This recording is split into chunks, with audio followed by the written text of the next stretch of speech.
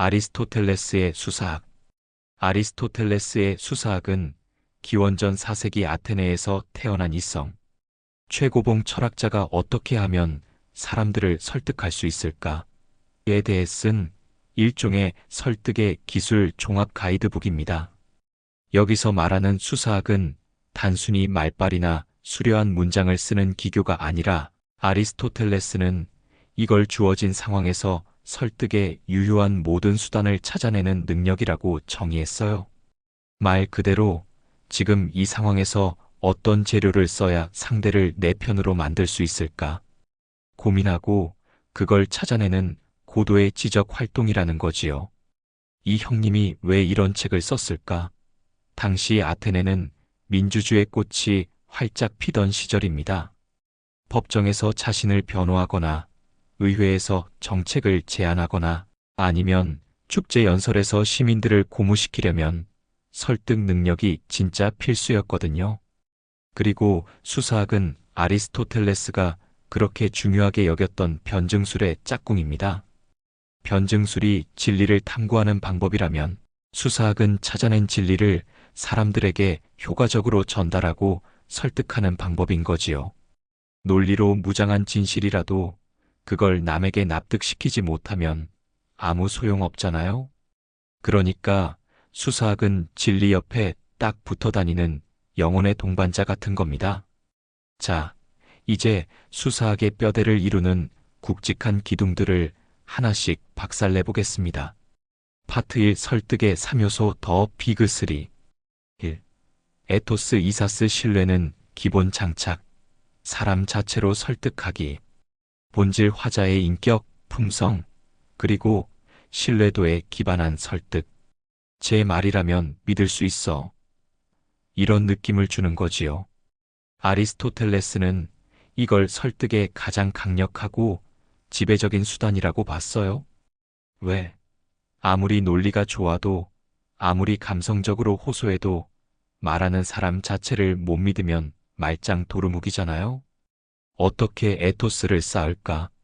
실천적 지혜 이 사람이 진짜 이성적이고 똑똑한 판단을 하는 사람인가? 특정 상황에서 어떤 행동이 최선인지 아는 사람인가? 이걸 보여주는 게 중요해요. 활용법 본인이 해당 분야 전문가임을 증명하는 학위, 경력, 경험을 드러내요. 어려운 문제를 명확하게 해결하는 과정을 보여주는 것도 좋고요. 저 경험자입니다. 믿고 따라오세요. 보단 실제 해결 사례나 깊이 있는 분석을 통해 와, 저 사람은 이 문제에 대해 진짜 잘 아는구나 하는 인상을 주는 거지요. 도덕적 탁월성 이 사람이 올바른 사람인가? 정직하고 공정하고 선한 의지를 가졌는가? 도덕적으로 흠결이 없고 자신의 말과 행동이 일치하는 사람이라는 인상을 줘야 해요. 활용법 이익을 넘어선 대의를 주장하거나 사소한 약속이라도 칼같이 지키는 모습, 불의에 굴하지 않는 태도 등을 통해 보여줄 수 있어요. 예를 들어 소통할 때 아무리 힘든 상황이어도 솔직하게 정보를 공유하고 투명하게 의사결정하는 모습을 보여주는 게 덕을 쌓는 방법입니다. 선의 이 사람이 우리에게 호의를 가지고 있는가? 나 청중의 이익을 진심으로 위하는가?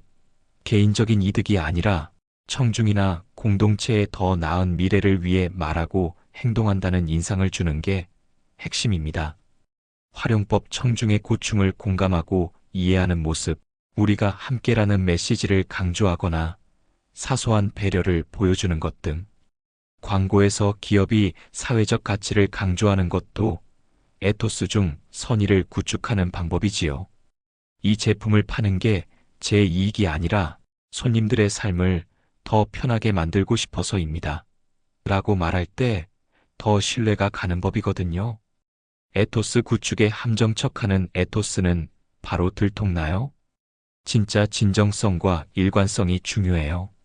한번 깨진 신뢰는 회복하기 진짜 힘들잖아요. 사업가라면 평소 고객이나 직원들과의 신뢰를 얼마나 중요하게 생각하는지 그게 바로 이 에토스인 거지요. 평소 행실이 가장 큰 에토스 재료가 되는 셈입니다. 2. 파토스 감성의 연금술. 마음을 움직여 행동하게 하라. 본질 청중의 감정에 호소하여 설득하는 방법. 아리스토텔레스는 감정이 인간의 판단에 지대한 영향을 미친다고 봤어요. 화나면 올바른 판단을 못 내리잖아요. 감정은 판단을 이끄는 강력한 엔진이 될 수 있다는 거지요. 어떤 감정들을 활용할까? 아리스토텔레스의 감정론.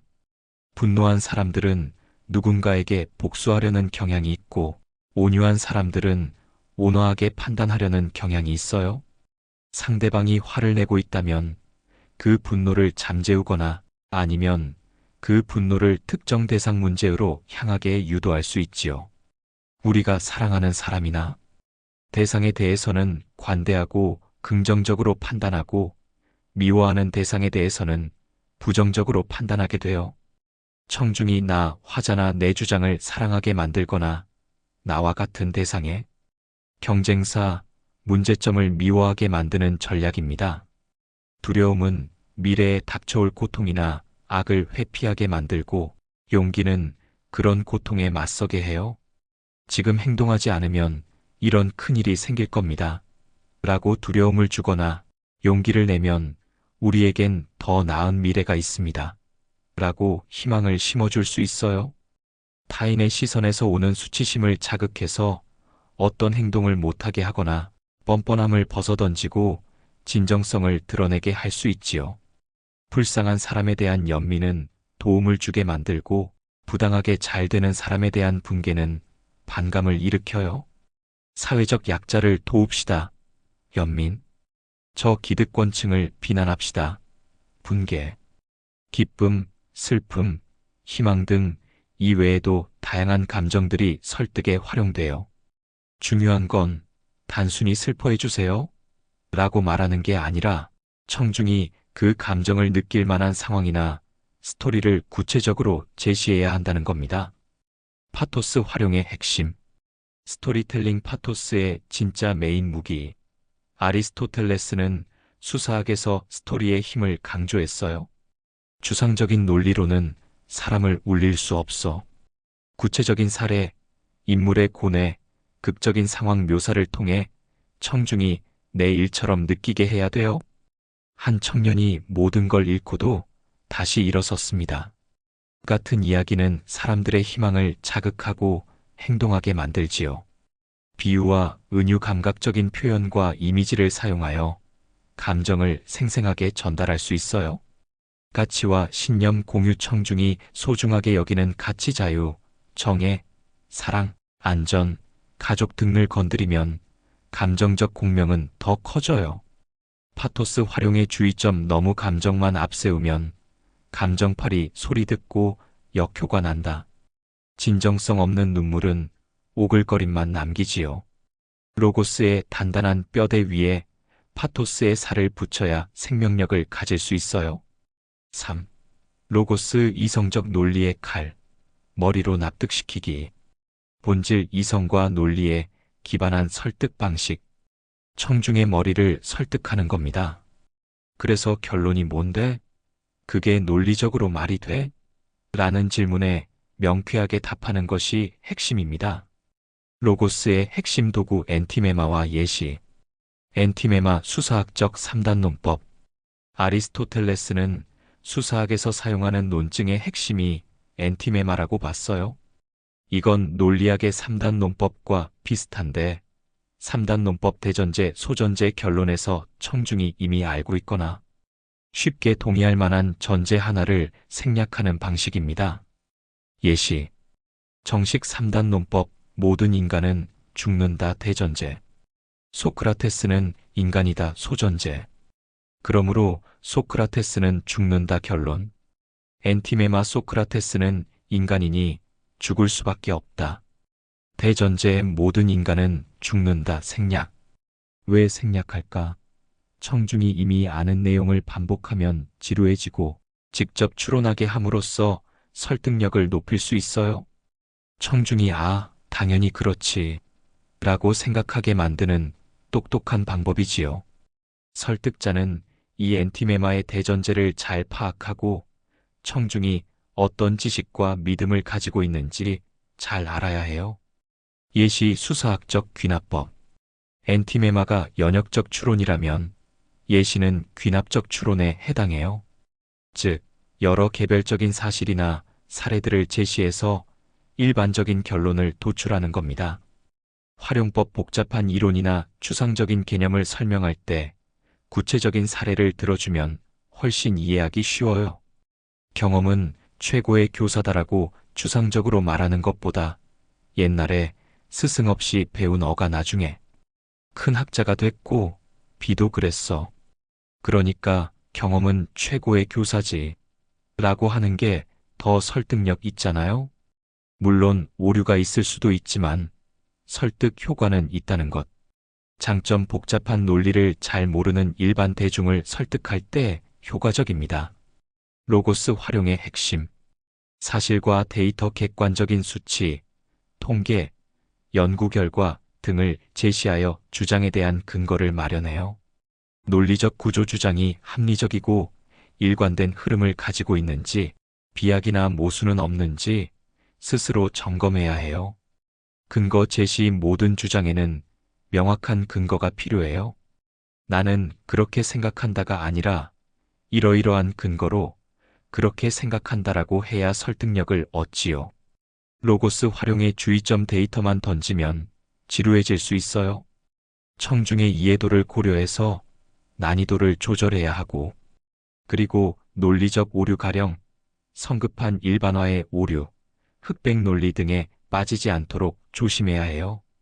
파트 2. 수사학의 세 가지 무대. 설득의 상황별 유형. 아리스토텔레스는 설득이 일어나는 장소와 목적에 따라 수사학을 크게 세 가지로 분류했어요. 마치 영화 장르가 코미디, 스릴러, 로맨스로 나뉘듯 각 장르마다 쓰는 대사와 연기 톤이 다르잖아요.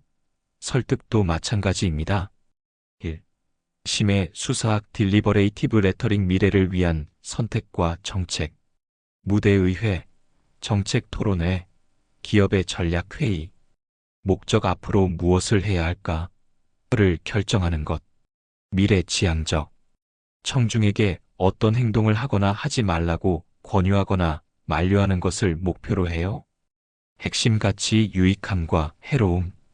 즉, 무엇이 우리에게 이득이 되고 무엇이 해가 되는지 논하는 겁니다. 이 정책이 시민들에게 이로울까? 우리 회사의 미래에 어떤 영향을 미칠까? 자주 다루는 주제. 재정, 전쟁과 평화, 국방, 수입과 수출, 법률 등 국가의 운영과 관련된 것들.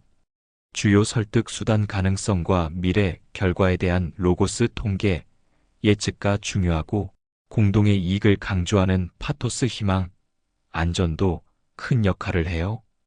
에토스. 리더의 비전과 신뢰는 당연히 기본. 2. 사법수사학. 과거를 심판하다. 무대. 법정, 재판. 목적. 무엇이 있었고 없었는지, 무엇이 옳고 그른지 를 판단하는 것. 과거 지향적입니다. 비난하거나 변호하는 것을 목표로 해요. 핵심 가치. 정의. 저스터스와 불의. 인저스티스. 어떤 행동이 정의로운지, 어떤 행동이 불의한지 판단하는 겁니다. 자주 다루는 주제. 법률 위반, 동기, 범죄, 증거. 주요 설득 수단. 증거와 사실 관계에 대한 로고스가 압도적으로 중요해요. 피해자에 대한 연민이나 가해자에 대한 분노와 같은 파토스도 강력하게 작동하지요. 3.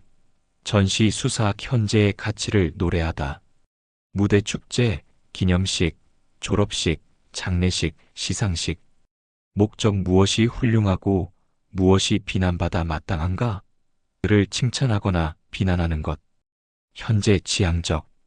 핵심 가치. 아름다움, 훌륭함과 추함, 비난. 특정 인물이나 사건의 덕목이나 그 반대를 부각시키는데 중점을 둬요. 자주 다루는 주제. 미덕버추, 악덕바이스, 명예, 불명예. 주요 설득 수단. 인물의 덕목을 강조하는 에토스가 핵심이고 그를 통해 청중의 숭고한 감정을 자극하는 파토스가 주를 이루어요. 이 인물이 얼마나 훌륭한지에 대한 논리적 근거 로고스도 곁들여지지요. 파트 3 논증의 재료 토포이 생각의 틀을 제공하다. 이 토포이라는 건 쉽게 말해 논증의 보물 창고이자 생각의 프레임워크입니다.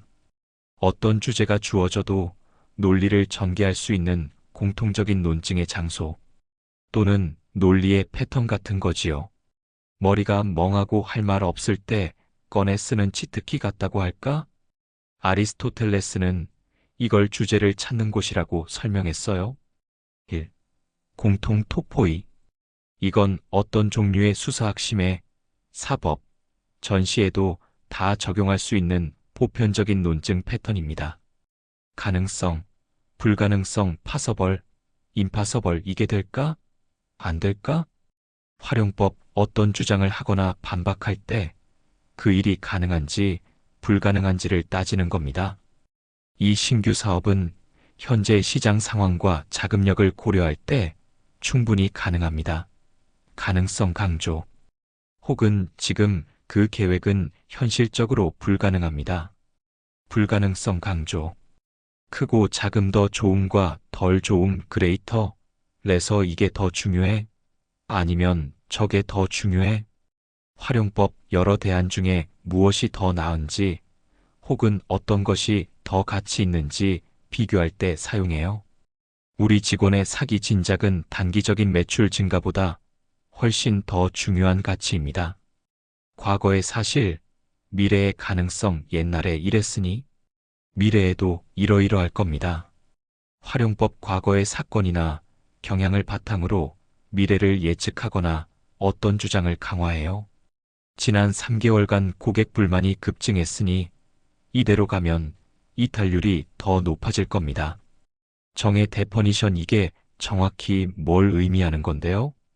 활용법 개념을 명확히 정의함으로써 오해를 줄이고 논의의 방향을 잡는 겁니다. 우리가 말하는 고객 중심이란 단순히 고객의 불평을 들어주는 것을 넘어 선제적으로 불편을 해소하고 가치를 제공하는 것을 의미합니다. 유사성, 대조 시멀레러티, 칸트레스트 이것과 저것은 같아, 달라. 활용법 두 가지 이상의 사물, 개념, 현상을 비교하여 주장을 강화하거나 차이점을 부각시킬 때 사용. 경쟁사의 실패는 우리에게 좋은 교훈이 될 수 있습니다. 하지만 우리는 그들과는 다른 강점을 가지고 있습니다.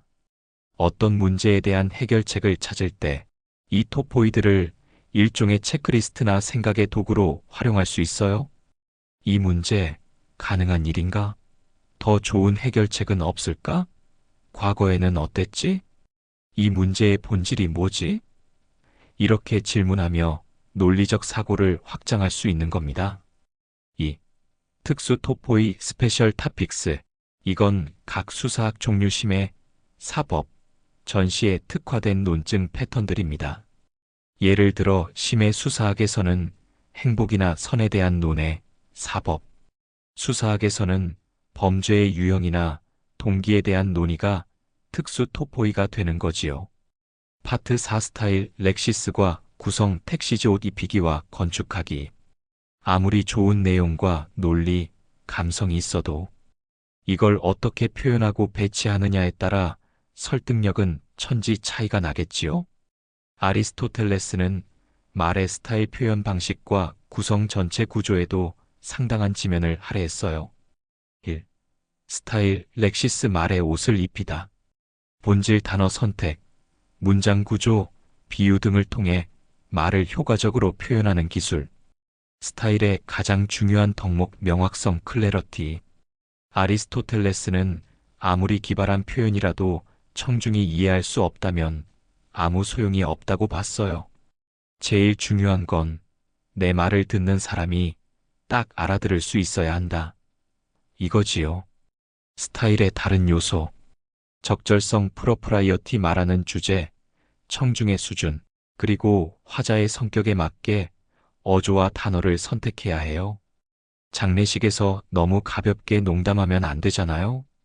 정확성, 커렉트너스, 문법적 오류 없이 정확한 언어를 사용해야 해요. 이건 너무 기본이라 오히려 간과하기 쉬운데 중요. 비유와 은유, 비유는 청중의 이해를 돕고 메시지를 더욱 생생하고 기억에 남게 만들어요. 아리스토텔레스는 특히 은유가 지적인 즐거움을 주고 사물을 새롭게 보게 하는 힘이 있다고 강조했어요. 운율과 흐름, 리덤, 언드플로. 단순히 내용이 좋은 것을 넘어 말 자체에 리듬이 있고 듣기 좋아야 해요. 듣기 거슬리는 목소리나 어투는 아무리 좋은 내용도 설득력을 떨어뜨리잖아요. 명확하고 적절하며 생생한 표현을 쓰는 연습을 해야 해요. 비유나 은유를 통해 핵심 메시지를 더 인상 깊게 전달하는 훈련을 해보는 것도 좋고요. 평소 대화나 글쓰기에서 이 부분들을 의식하는 것만으로도 엄청난 발전이 있을 겁니다. 2. 구성 텍시즈 연설의 건축물을 세우다. 본질 연설이나 글의 내용을 체계적으로 배열하고 조직하는 방법. 건물을 지을 때 설계도가 필요하듯이 설득적인 메시지에도 탄탄한 구조가 필요해요. 아리스토텔레스가 제시한 기본 구성, 고대 수사학의 전형, 서론, 목적 청중의 주의를 끌고 호감을 얻고 청중을 교육시키고, 즉 주장의 개요를 제시하고 반론의 여지를 없애는 겁니다. 활용법 강렬한 질문, 놀라운 사실, 짧고 임팩트 있는 이야기로 시작해서 청중의 이목을 집중시키고 연설 주제와 나의 신뢰도를 짧게 보여주는 거지요. 본론, 서술, 목적 사건의 배경, 사실관계, 주장의 근거가 되는 이야기를 명확하고 설득력 있게 설명하는 부분. 주로 사법수사학에서 많이 쓰여요. 활용법, 어떤 문제가 발생했고 어떤 일들이 일어났는지 시간 순서대로 명료하게 설명해. 이때 청중이 쉽게 이해하고 공감할 수 있도록 불필요한 부분은 빼고 핵심만 전달해야 해요. 논증, 목적 핵심 주장과 증거를 제시하고 반대 의견을 반박하는 부분. 로고스, 파토스, 에토스 3요소를 총동원해서 주장을 뒷받침해야 하는 메인 전투 구간입니다. 활용법 앞서 말한 엔티메마와 예시를 활용하여 논리적으로 주장을 전개하고 감성적 호소를 덧붙여 청중의 공감을 얻는 거지요. 예상되는 반박에 미리 대응하는 것도 중요해요. 결론, 목적 청중의 마음을 나 화자에게로 돌리고 다시 호감 얻기, 상대방의 주장을 폄하하고 청중의 감정을 격앙시키며 핵심 내용을 상기시켜 각인시키는 겁니다. 활용법 지금까지의 주장을 짧게 요약하고 가장 강력한 메시지를 다시 한번 강조해요. 그리고 청중에게 행동을 촉구하거나 미래에 대한 희망을 제시하며 강한 여운을 남기는 게 좋아요. 활용법 어떤 글을 쓰거나 발표를 할 때 대략적으로라도 이 구조를 머릿속에 그려두고 내용을 배치하면 훨씬 논리적이고 설득력 있는 결과물을 만들 수 있을 겁니다. 서론으로 시선을 잡고 본론으로 설득하고 결론으로 여운을 남기고 행동을 유도하는 것. 수천 년이 지난 지금도 아리스토텔레스의 수사학이 고전으로 읽히는 이유는 바로 인간 본성에 대한 깊은 이해에 기반하고 있기 때문입니다. 인간은 이성적 로고스인 동시에 감성적 파토스이며 상대방을 신뢰 에토스할 때 비로소 움직이는 존재라는 진리는 시대를 초월해서 변하지 않거든요. 우리는 알게 모르게 아리스토텔레스가 말한 설득의 원리를 접하고 있어요. 이걸 알면 세상이 다르게 보여요. 예를 들어서 저 광고는 지금 파토스를 자극하는구나. 저 사람은 지금 에토스를 잃고 있네. 이 기사는 로고스가 탄탄하군. 하고 분석할 수 있게 되지요.